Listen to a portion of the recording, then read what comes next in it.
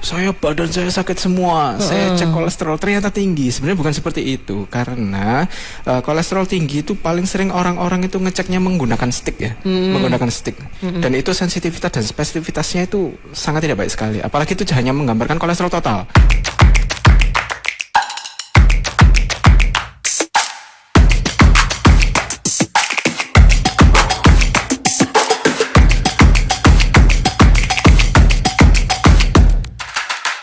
Nah, bersama saya ada Dr. Wahyu Firmansyah SPPD, dokter spesialis penyakit dalam dari RSKK.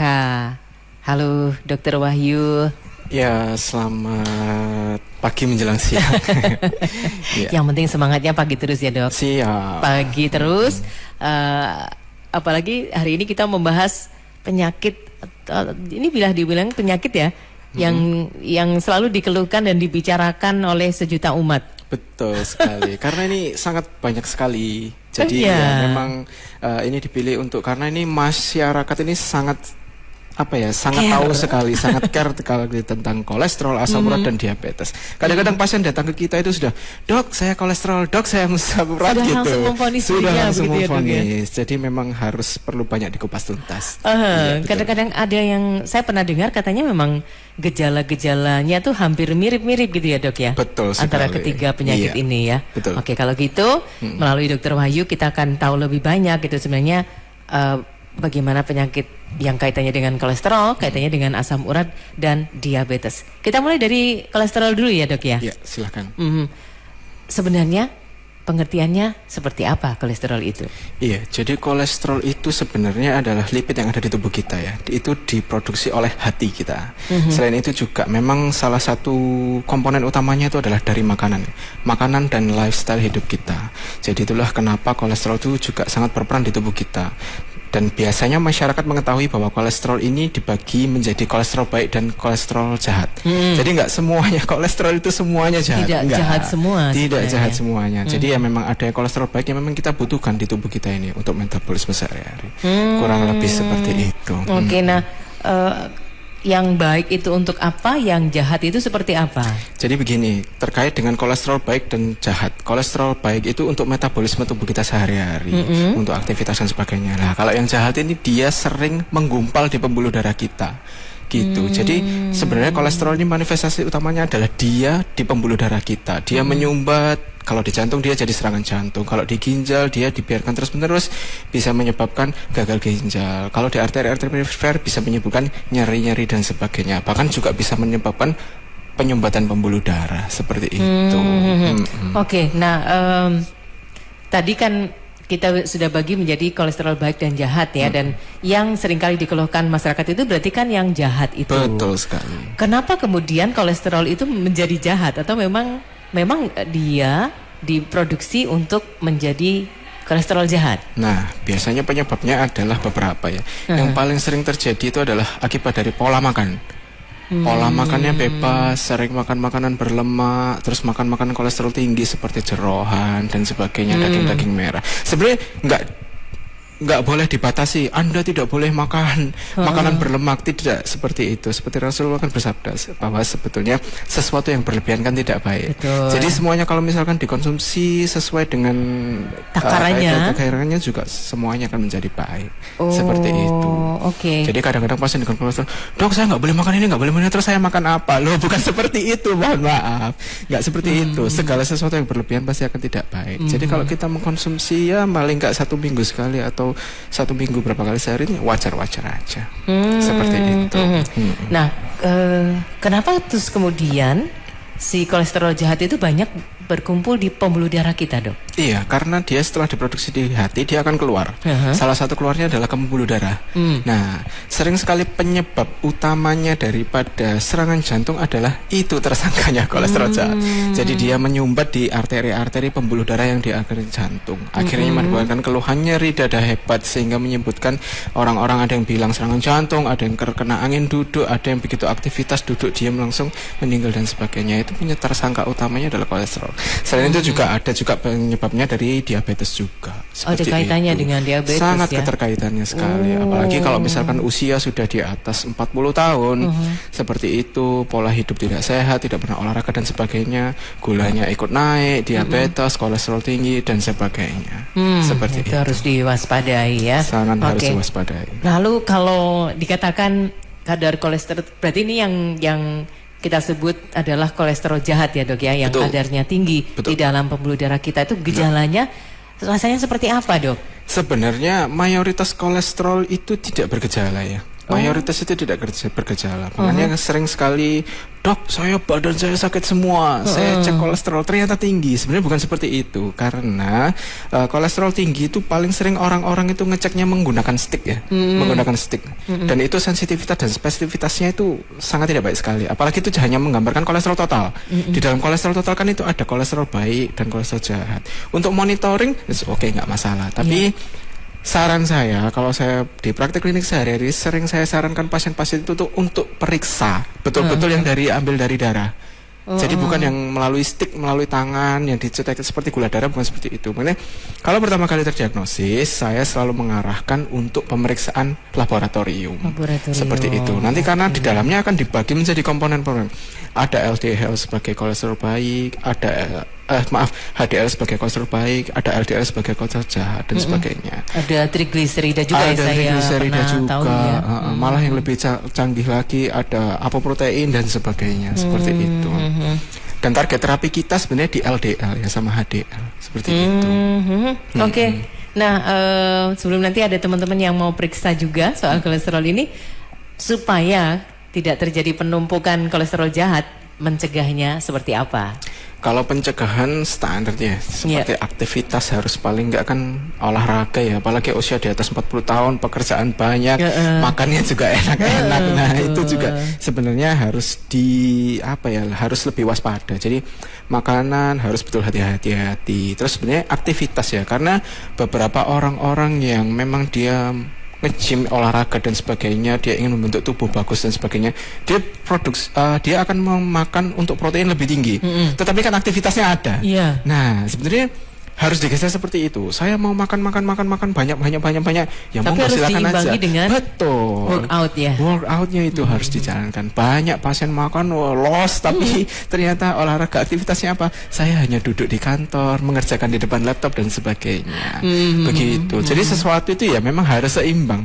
Apa yang kita makan banyak, yang harus disalurkan juga harus banyak. Ya. Seringnya akan terjadi kan kebalik, makannya enak-enak dan sebagainya, tapi aktivitasnya sangat jarang sekali. Itu dia ya. Itu, nah, berarti kalau misalnya pun kita ini tidak sempat berolahraga, berarti apakah kita kemudian pencegahannya juga harus itu tadi mengatur pola makan gitu dok? Betul sekali. Iya, paling enggak lo dok, masa saya nggak boleh makan ini? Saya kan biasanya kan kalau orang sini saya suka makan sate gulai dok dan sebagainya.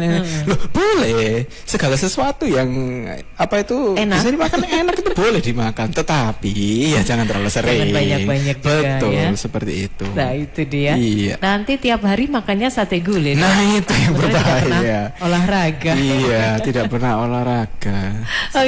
Waduh, ini ya mengingatkan teman-teman lagi tentang kolesterol. Nah, kemudian nanti kita akan bahas soal asam urat ya dok. Oke, saya bersama dengan dokter spesialis penyakit dalam dari RSKK, Dr. Wahyu Firmansyah SPPD. Kita cek dulu dok catatan di gatekeeper. Pak Zainal di Keras Kediri pernah cek asam urat, hasilnya tinggi. Saat ini yang dirasakan lutut rasanya panas, buat jalan lutut rasanya mau lepas, bahkan sempat gregesi juga. Bagaimana cara mengatasinya dok? Kemudian makanan apa saja yang tidak boleh dikonsumsi? Bu Heris di Mojokerto Kota, apakah kolesterol tinggi bisa berpengaruh ke tensi dan kondisi jantung? Olahraga yang bisa membakar kalori, apakah bisa menurunkan kolesterol juga? Oke, kita sudah dapat 2 pertanyaan. Moga Dokter Wahyu. Baik, terkait dengan kolesterol bagaimana ya? Itu memang kalau misalkan kita makannya sesuai dengan asupan protein, terus habis itu kita aktivitasnya juga sesuai dengan asupan protein, memang dibutuhkan. Jadi itu balance, bahkan itu lebih bagus ya. Jadi kayak misalkan contoh-contoh olahraga apa sih yang simple, apalagi kan kebanyakan pasien usianya sudah di atas 40 tahun, di mana segala aktivitasnya terbatas. Ya. Apalagi kan zaman sekarang itu canggih ya, bisa ada smartwatch dan sebagainya. Kita bisa mengukur langkah kaki kita berapa. Kalau memang tidak bisa dilakukan olahraga seperti nge-gym, badminton, kadang-kadang kan orang seperti itu. Olahraga yang paling simpel dan paling murah yaitu jalan kaki. Jalan kaki 10.000 langkah setiap hari. Itu sangat sekali bermanfaat. Kalau misalkan saya sering kayak saya pergi, dok saya jalan gimana dok? Kan saya di kantor. Loh, jalan kaki kan nggak harus pagi hari. Jadi kan pulang kerja bisa juga melakukan aktivitas jalan kaki paling tidak selama 1 jam keliling jalan. Tentunya menggunakan alas kaki yang nyaman ya. Itu juga sangat baik sekali. Seperti itu. Oke, jadi artinya tidak harus diniat, artinya gini, mengalokasikan waktu khusus untuk olahraga. Betul. Tapi kita bisa memanfaatkan kesempatan-kesempatan di antara rutinitas kita sehari-hari. Zaman sudah maju. Zaman sudah maju, kita bisa mengukur langkah kaki kita selama 10.000 langkah sehari. Menurut saya itu sudah sangat baik sekali. Apalagi dengan usia di atas 50 tahun ya, semuanya serba terbatas dan sebagainya. Kalau misalkan dok saya mau lari dan sebagainya, silahkan, nggak apa-apa, bagus. Tapi sesuaikan dengan kemampuan. Jangan mengerjakan sesuatu. Kuat, gitu. Betul. Jangan mengerjakan sesuatu yang berlebihan. Kalau Anda mampu, silahkan, nggak apa-apa. Gitu. Jalan itu sangat luar biasa sekali ya. Iya. Nah itu tadi, apakah kolesterol tinggi bisa berpengaruh ke tensi dan kondisi jantung? Jadi sebenarnya sama kayak kalau kita tahu ayam telur, kita nggak tahu mana yang duluan, antara ayam dan telur mana yang duluan. Jadi bagaimana cara mengatasinya? Tentunya semuanya saling berkaitan. Akhir-akhirnya ya memang menyebabkan penyumbatan pembuluh darah di jantung. Hipertensi tinggi menyebabkan beban jantung berlebihan. Kalau misalkan orang kita sering tahunya jantungnya bengkak dan sebagainya, terus kadar kolesterol dan tinggi dan sebagainya. Seperti itu. Jadi ya memang harus dijaga aktivitasnya seperti apa, pola makannya seperti apa, harus balance. Seperti itu. Oh ya, untuk yang cek asam, kita memang belum bahas asam urat, ternyata sudah pasti orang ya menanyakan asam urat itu pasti banyak ya. Betul. Bagaimana kalau pernah cek asam urat hasilnya tinggi? Nah sekarang rasanya lutut panas, buat jalan seperti mau lepas. Iya, jadi gini ya, memang salah satu asam urat ini dia adalah timbunan asam urat itu paling sering memang di sendi besar. Terjadi bisa di lutut. Kalau memang betul itu penyebabnya asam urat, dia bisa menyebabkan pembengkakan dan sebagainya, tentunya itu harus diobati. Tetapi banyak juga masyarakat ini yang salah mengartikan. Dok, saya cek asam urat hasilnya sekian, 10 lebih. Sendi-sendi saya sakit semuanya dan sebagainya. Itu kita harus betul-betul gali terlebih dahulu. Apakah betul itu akibat dari asam urat atau bukan? Karena seringnya yang terjadi di lapangan adalah tidak ada keterkaitan. Jadi asam uratnya betul loh. Saya memang betul tanya, tinggi gitu betul ya? tinggi, memang betul tinggi. Bapak periksanya di mana? Saya periksa dok di stick, hasilnya 12. Oke pak, kita konfirmasi dulu pemeriksaan laboratorium. Ternyata hasilnya cuma 6, 7 dan sebagainya. Dan guideline terbaru menyatakan bahwa tidak semua asam urat itu harus diberikan obat-obatan untuk menurunkan asam urat. Kalau kadarnya lebih dari 9,5 dan itu pada populasi tertentu, itu memang diobati. Tapi kalau tidak ada gejala sama sekali, tidak perlu diobati. Hanya kembali lagi ke awal, pola makan seperti apa, aktivitas seperti apa. Dan seringnya yang terjadi bisa jadi itu akibat daripada timbunan kristal urat ya namanya di sendi, di lutut, sangat bisa terjadi. Tapi belum tentu juga itu. Kadang-kadang juga penyakit osteoartritis yang dia menyebabkan sama ya, dok, betul, kan itu menyerangnya juga di sendi besar. Betul. Kelebihan berat badan, aktivitas yang kurang baik, terus habis itu usia, akhirnya menyebabkan penyempitan celah sendi. Dan itu sering sekali penyebab utamanya adalah itu. Meskipun memang ada beberapa yang disebabkan karena timbunan asam urat yang terlalu tinggi. Seperti itu. Rasanya dari apa yang disampaikan oleh Dr. Wahyu itu, untuk ngecek kadar asam urat kita biar akurat, ngecek kadar kolesterol kita biar akurat, berarti harus di laboratorium ya. Pengambilan darah vena ya. Yang dari vena. Iya. Oke. Saya tidak mengatakan bahwa pemeriksaan yang melalui seperti gula darah stick itu tidak valid, tidak ya. Tetapi alangkah baiknya dikonfirmasi dengan laborat. Kalau misalkan kita mau monitoring silahkan, tidak apa-apa. Tapi kalau untuk mendiagnosis pertama kali memang disarankannya adalah menggunakan pemeriksaan laborat. Seperti itu. Kemudian baru nanti diketahui apa follow up-nya gitu ya, Dok, ya, follow up pengobatannya ya. Dan sangat sering sekali di masyarakat ini, Dok, saya pengen makan sate gulai, saya minum obat-obatan untuk saat ini. Sebenarnya itu tidak berefek. Jadi kita harus tahu, memang kita harus pilah. Ada beberapa obat-obatan itu yang kita konsumsi sebelum makan makanan itu lumayan, itu sangat lumayan sekali. Bisa mengeluarkan lipid ataupun kolesterol kita antara 30 sampai dengan 70%. Ya, namanya efek sampingnya mungkin kalau BAB dia sedikit agak berlemak. Justru itu bagus karena apa? Keluar Karena berarti, Dok, ya. betul. Ya sebenarnya ada beberapa obat-obatan yang memang, Dok, saya pengen makan sate gulai, pengen makan enak-enak, seafood dan sebagainya. Saya minum statin. Tidak ada efeknya. Tidak ada efeknya. Karena statin itu bekerja itu butuh waktu dia. Dan dia bukan makanan untuk saat itu yang dihancurkan. Jadi kalau memang ada obat-obatan tertentu yang memang diminumnya adalah sebelum makan makanan seperti itu. Begitu. Baik. Jadi jangan sembarangan minum obat juga ya, Dok ya. Oke, Dok, ada yang perlu kita angkat dari gatekeeper Santi? Bergabung Bu Agus di Wates Kediri. Bu Agus. Monggo, silakan Bu Agus. Ya, Assalamualaikum. Waalaikumsalam. Ini mau tanya Mbak Ari, ini siku tangan saya itu sakit sama jari kaki itu yang dua aja, yang kanan itu rasa kembung gitu. Tapi itu saya pernah jatuh. Itu karena riwayat jatuh saya apa itu kolesterol atau asam urat? Oke, biar dijawab sama Dokter Wahyu nggih Bu Agus, ditunggu di radio ya. Nanti kalau ada yang ditanyakan lagi bisa gabung kembali. Gitu, Bu Agus ya. Terima kasih. Baik, Bu Agus di Wates Kediri, Dok. Gimana kalau yang ditanyakan sama Bu Agus ini? Iya, apalagi itu ada riwayat trauma sebelumnya, jatuh. Jadi ya memang betul harus diperiksa. Jadi kita itu sebenarnya tidak bisa mendiagnosis itu hanya dari gejala saja. Itu harus betul-betul dipisahkan. Ini apa penyebab utamanya? Karena trauma sebelumnya juga bisa menyebabkan peradangan pada sendi dan sebagainya. Atau jangan-jangan di situ memang ada sesuatu yang tidak sesuai dengan anatomis, misalkan tulangnya apakah ada pergeseran dan sebagainya. Kan itu memang harus dipastikan. Jadi nggak semuanya harus dipukul rata, ini asam urat, ini kolesterol, tidak seperti itu. Jadi itu betul apa itu namanya harus dipisahkan. Monggo Bu, kita ketemu secara langsung.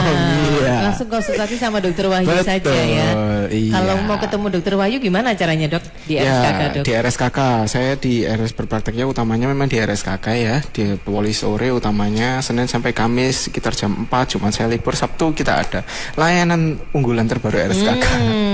Gitu ya. Oke, baik. Dok, ke gatekeeper lagi kita, Santi. Bergabung Bu Aulia di Blitar. Oh iya, Bu Aulia, silakan. Oh ya, Assalamualaikum Mbak Ari. Waalaikumsalam. Mau tanya nih. Ini tumit salah satu saya itu kan kalau buat jalan terus mengenai benda keras itu rasanya sakit, tapi kalau dipegang itu ndak ada kerasa apa-apa. Itu apa gejala kolesterol ya, Dok? Apa perlu diperiksakan ya? Oke, begitu? Sudah. Oke, nanti ditunggu jawabannya ya. Boleh ya. Terima kasih. Sama-sama. Silahkan, Dok. Baik, terkait dengan tumit di kaki. Tumit di kaki itu paling sering dia mengenai peradangan pada ligamennya ya. Utama penyebabnya adalah akibat daripada proses peradangan, pasti dari aktivitas sehari-harinya seperti apa. Itu yang paling penting kita tahu. Alas kakinya seperti apa. Kalau memang itu terbukti memang dari sana, dan memang kebanyakan sebagian besar data menunjukkan ya itu penyebabnya. Alas kakinya seperti apa, aktivitasnya seperti apa, mungkin pernah kena apa dan sebagainya. Jadi kalau saya rasa agak jauh ya dari kolesterol asam urat ya. Tapi ya tidak menutup kemungkinan bisa juga gitu. Jadi memang betul-betul harus diperiksa terlebih dahulu. Kadang-kadang begini Bu, kadang-kadang begini Pak. Kadang-kadang pasien sudah mendiagnosis itu, wah ini pasti karena kolesterol asam urat, akhirnya beli obat sendiri. Iya. Dan tidak banyak orang tahu bahwa obat-obatan penurun kolesterol itu juga memiliki efek samping, yaitu mialgia, menyebabkan otot-ototnya nyeri. Malah bikin nyeri. Jadi Maksud saya seperti ini, ya boleh kita minum obat-obatan penghilangan rasa nyeri, obat kolesterol dan sebagainya boleh. Tetapi kita juga harus tahu efek sampingnya seperti apa. Kadang-kadang seperti itu, tumit saya sakit, lutut saya sakit, akhirnya saya minum obat-obatan kolesterol, asam urat dan sebagainya. Nyerinya masih ada. Ternyata apa? Penyebabnya bukan itu, dan malah justru efek samping obatnya yang muncul. Seperti itu. Itulah kenapa obat-obatan statin itu disarankan pada malam hari. Pada saat kita mau tidur, ya, Dok? Betul, minum tidur. Nah, efek sampingnya tidak muncul. Seringnya seperti itu. Jadi kalau ditumit kaki, saya rasa memang betul harus dipastikan terlebih dahulu. Iya, dan data menunjukkan cukup jarang terjadi manifestasinya ke sana. Seperti itu. Oke, jadi silakan Bu Aulia, lebih baik memang periksa lebih lanjut ya. Betul. Kalau ternyata sakitnya itu sering gitu ya, Dok ya. Betul Dan sekali. sangat mengganggu aktivitas sehari-hari ya. Betul. Jangan keburu-buru beli obat-obatan Iya. sendiri. Kadang-kadang begini, kita tidak perlu memberikan obat-obatan tertentu, kita bisa memberikan KIE, rehabilitasi medik yang bagus itu juga sudah cukup untuk mengobati keluhan-keluhan seperti itu. Seperti itu. Nggak semuanya, apalagi sekarang udah canggih ya, alat-alat rehabilitasi medik sudah sangat canggih sekali. Nggak semuanya harus minum obat. Iya. Seperti itu. Iya, nanti capek ginjalnya, Dok, kalau terus-terusan sekali. minum obat. Iya. Oke. Baik, kita masih ada di Public Interaktif bersama Dr. Wahyu Firmansyah, SPPD, dokter spesialis penyakit dalam dari RSKK. Asam urat. Sebentar, kita tadi sudah sedikit menyinggung, tapi sebenarnya asam urat itu apa tuh, Dok? Jadi asam urat ini memang dia asam urat yang diproduksi oleh tubuh, dan manifestasi utamanya dia memang di sendi. Yang seringnya itu adalah di ibu jari jempol sebelah kiri, itu menyebabkan pembengkakan dan sebagainya. Kiri, Dok? Iya. Maaf, kanan atau kiri? Kanan Pokoknya di daerah. dua-duanya. Betul. Dan utamanya manifestasinya yang paling sering adalah di kaki. Seperti itu. Kadang dia juga bisa memanifestasi di sendi besar lain seperti lutut, siku, bahu dan sebagainya. Meskipun cukup jarang. Seperti itu.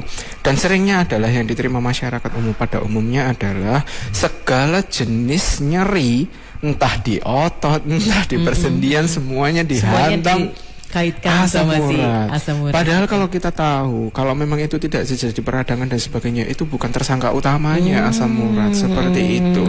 Kecuali memang cukup banyak juga pasien-pasien itu yang sampai bengkak, sampai menimbulkan benjolan di sendi-sendinya. Itu namanya adalah tofus, dan itu memang betul timbunan dari asam urat. Tetapi pasien seperti itu tuh sangat jarang sekali. Sangat jarang, Dok, Sangat ya? jarang sekali. Seperti itu. Pada siapa bisa terjadi seperti itu? Pada umumnya itu faktor genetik paling utama ya. Jadi pasien-pasien dengan memang betul itu asam uratnya bisa sampai 13, 14 atau 15. Dan sangat banyak sekali pasien seperti itu. Dan itu pengobatan utamanya bukan seperti obat-obatan menurunkan kolesterol, bukan seperti itu. Itu obat-obatnya ya utamanya adalah anti radang, karena dia manifestasinya di situ. Kadang kalau dia memang benjolan di tangan besar, itu namanya tofus ya. Kalau dia tidak meradang, ya sudah kita kontrol betul-betul asam uratnya untuk di level di bawah 7 seperti itu.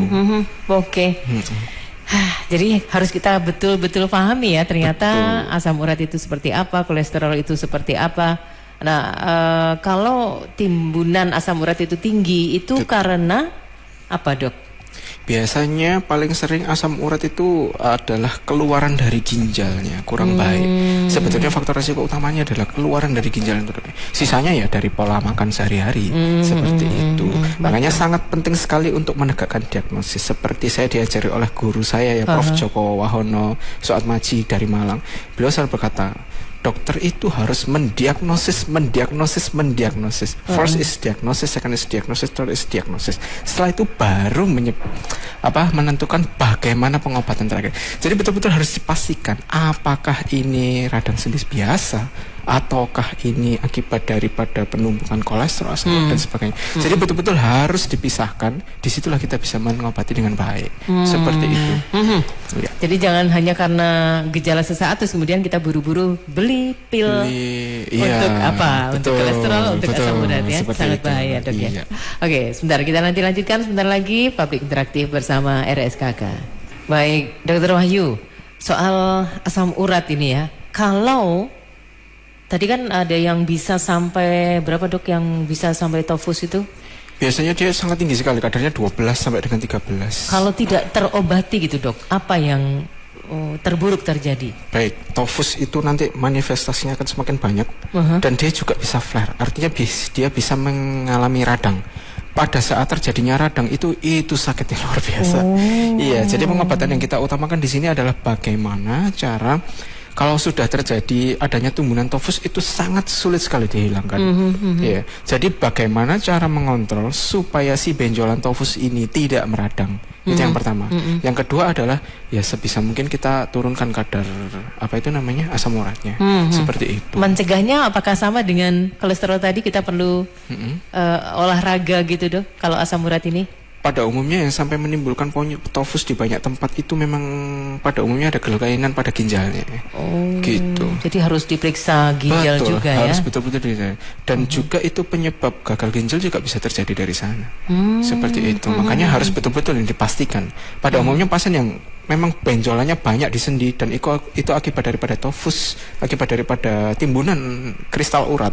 Itu pada umumnya memang larinya akhirnya adalah ke gagal ginjal dan sebagainya. Betul. Ya? Jadi itu betul-betul harus dikontrol dengan baik. Wih. Seperti itu. Waspada, hati-hati terhadap asam urat kalau begitu ya Dok. Betul. Tapi bukan berarti saya nyeri sendi. Iya. Ini saya nyeri sendi dan sebagainya. Ini akibat asam urat saya tinggi. Bukan berarti seperti itu. Harus dicek betul. Betul. Harus dipastikan betul-betul. Iya. Oke. 3D tadi. Diagnosis. Ya. Itu Prof. Joko. Seperti kalau kita 3L, latihan. Ya, betul seperti itu. Oke, Dokter Wahyu, kita memberi tanggapan dulu untuk yang bertanya via Facebook ya. Di live streaming kita ada akun Atik Namara. Dokter, efek paling buruk pada penyakit diabetes mellitus terutama pada laki-laki apa saja? Kita memang belum membahas, tapi nggak apa-apa, kita kasih gambaran dulu ya Dok ya. Baik, diabetes mellitus efek paling buruknya apa? Apabila memang itu pada umumnya kalau diabetes mellitus tipe 2 kan akibat daripada lifestyle, pola makan dan sebagainya ya. Setelah 5 tahun atau bahkan mungkin 10 tahun untuk laki-laki paling sering bisa menyebabkan disfungsi ereksi. Itu yang pertama. Dan jangan salah juga, diabetes mellitus itu penyumbang hampir 50% gagal ginjal. Selain itu juga dengan asam urat juga ya Dok ya? Iya betul. Terus habis itu juga dia bisa menyebabkan serangan jantung, stroke dan sebagainya. Jadi seperti itu. Itu kalau yang jahat-jahat ya dari diabetes mellitus. Kalau yang nggak seberapa jahat ada Dok. Iya, nggak seberapa jahat biasanya sering-sering pasien itu mengalami neuropati ya. Artinya saraf-sarafnya utamanya di kaki itu sudah mulai mengalami peradangan rama, akhirnya menyebabkan nyeri yang terus-menerus, kebas, panas, tebal gitu. Iya. Rasanya sama dengan kalau kolesterol juga ada kan neuropatinya? Iya betul, sama juga itu, ya. Sama juga. Oke. Nah sekarang dari akun Aminatul Lailiyah, badan nyeri-nyeri semua, asam urat, kolesterol, gula normal, kalsium ionnya sedikit tinggi, indikasi sakit apa ya Dok? Harus dipastikan terlebih dahulu ya. Sekali lagi itu harus diperiksa seperti apa, karena balik lagi aktivitasnya dia seperti apa, terus habis itu pola hidupnya seperti apa. Jangan-jangan memang karena dia habis aktivitas apa yang terus menerus seperti itu juga bisa. Jadi memang harus betul-betul dikupas, diperiksa lebih lanjut. Ini penyebabnya apa? Iya. Oke. Kalau boleh tahu itu periksanya di mana juga gitu ya? Apakah kalsium ion berarti kan sudah dari hasil lab kelihatannya? Iya, hasil lab berat. Iya. Tapi belum tahu kira-kira. Apakah itu berhubungan atau tidak? Belum tentu kan. Oke, baik. Penyakit apa Dok yang timbul jika kolesterol tinggi tidak diobati dari Aldi Vigo? Ya, sama seperti yang saya jelaskan tadi berkali-kali ya. Paling sering penyebabnya adalah menyebabkan serangan jantung, gagal ginjal dan sebagainya. Ya. Seperti itu. Perlu diingatkan terus nih supaya diingatkan terus. Lebih waspada terhadap kolesterol. Hanya cukup perbaiki pola hidup sehat, olahraga dan aktivitas sebaiknya akan membaik dengan sendirinya. Tanpa perlu minum obat. Tanpa perlu minum obat. Berlebihan. Cuman memang ada yang namanya istilahnya tuh familial hyperkolesterolemia. Artinya dia itu memang kecenderungan penyakit genetik, di mana dibuktikan secara medis itu orang tuanya, neneknya, kakeknya, om, tantenya semuanya kolesterol dan pada umumnya ketahuannya adalah karena CVA berkali-kali atau stroke berkali-kali, serangan jantung berkali-kali dan sebagainya. Dan itu riwayat keluarganya memang seperti itu. Dan pada umumnya pasiennya, pola makannya seperti apa? Biasa saja, aktivitasnya seperti apa? Biasa saja, usianya muda. Terkena serangan jantung dan sebagainya. Lalu di bagian pelipis mata itu ada namanya santalesma ya. Jadi dia ada kayak bercaknya di sini. Menonjol Nah, ya? itu patut dicurigai. Harus dianalisis lebih jauh. Bagaimana keluarganya? Apakah ada yang serangan jantung? Iya dok, kakak saya punya teman. Saya punya teman itu kakaknya serangan jantung. Bapaknya serangan jantung, kakeknya pun kena serangan jantung. Ternyata memang dia familial hiperkolesterolemia. Artinya memang bawaan genetiknya seperti itu. Kalau pada pasien seperti itu harus betul-betul ketat, harus betul-betul diobati. Begitu. Oke, kita ke gatekeeper dulu. Bu Susiani di Kedungwaru Tulungagung, usia 60 tahun, badannya sakit semua. Mulai dari kaki sampai tubuh bagian atas, bahkan jari-jari tangan itu seperti ketarik, tidak bisa diluruskan. Untuk beraktivitas sehari-hari juga sakit. Biasanya bisa reda kalau minum obat pereda nyeri, tapi kalau efeknya habis, sakitnya kambuh lagi. Cek asam urat, kolesterol di apotek hasilnya normal. Seperti itu penyebabnya apa ya dok? Apakah bisa sembuh normal seperti sedia kala? Pak Pugun di Nganjuk, telapak kaki sering kesemutan seperti ditusuk-tusuk jarum. Itu asam urat atau kolesterol? Apakah mengurangi konsumsi makanan bersantan bisa mencegah asam urat dan kolesterol? Mas Khalid di Tulungagung, kalau penyakit asam urat itu hanya ada di Indonesia atau di luar negeri juga ada? Biasanya mereka menyebutnya apa dan bagaimana mencegahnya? Karena Mas Khalid ini melihat orang luar negeri suka makan daging, tapi kok mereka fine-fine aja iya, gitu. Gak ada istilah kolesterol, asam urat dan semacamnya.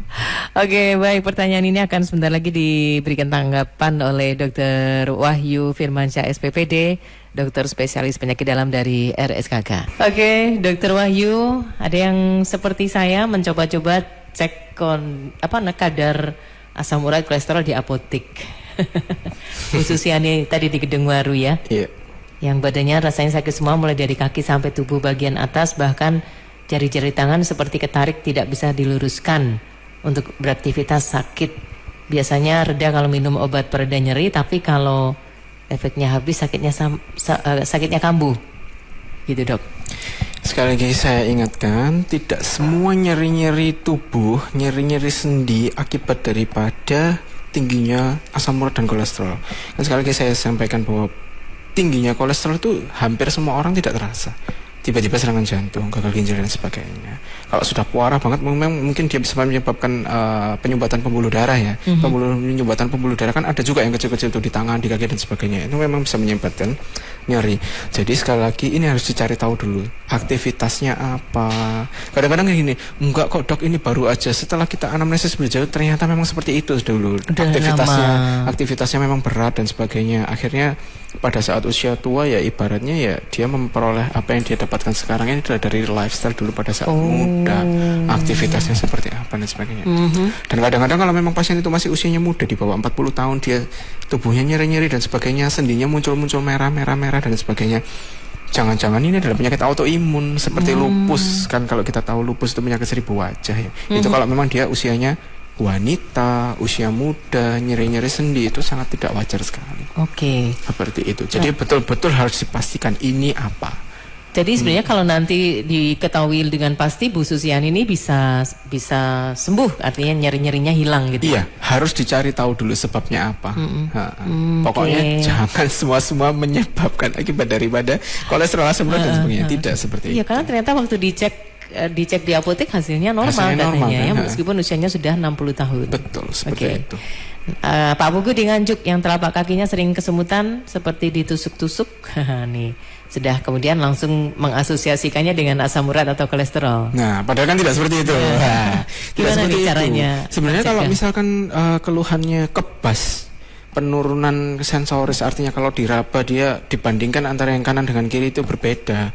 Terus lalu rasanya seperti panas, nyeri, ditusuk-tusuk dan sebagainya. Jangan-jangan itu adalah suatu neuropati.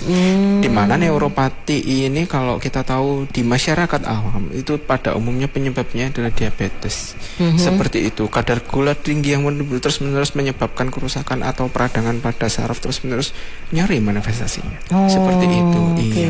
Jadi ini betul-betul harus diperiksa. Kalau bukan dari situ, neuropatinya karena apa? Kadang-kadang ada kelainan tulang dan sebagainya mendesak nyeri mendesak saraf tersebut dan menyebabkan nyeri. Gitu. Oke. Iya. Nah, kalau soal mengurangi konsumsi makanan bersantan itu apakah bisa mencegah asam urat dan kolesterol? Kolesterol utamanya. Kolesterol terutama. Oke. Tapi bukan berarti stop sama sekali tidak makan, bukan seperti itu. Iya. Iya. Oke, Mas Koli di Tulungagung. Kalau asam urat itu apakah hanya ada di Indonesia, Dok? Kalau luar negeri apa nyebutnya? Nah, sebetulnya sama aja, di mana-mana di muka bumi ini ada kolesterol, asam urat itu ada. Cuman memang ada ras genetik tertentu yang memang dia tidak ini ya. Dan edukasi masyarakat juga ya, seperti ini. Kalau orang kita kebanyakan mengartikan kolesterol dan asam urat itu adalah tubuhnya nyeri-nyeri. Apapun itu, berapapun kadarnya nggak tahu, pokoknya ke apotek saya asam urat, beli langsung obat. dikasih obat asam urat dan sebagainya. Padahal kan tidak seperti itu. Jadi mungkin ya edukasi masyarakat di luar negeri memang tidak seperti itu. Mereka bisa membedakan. Gak semuanya nyeri sendi, badan capek-capek, sakit semua badan akibat daripada kolesterol asam urat. Dan mereka orang luar negeri memang tidak kenal seperti itu. Jadi ya bisa jadi ya itu salahnya kita, edukasi dan sebagainya. Masalah edukasi. Iya, oke.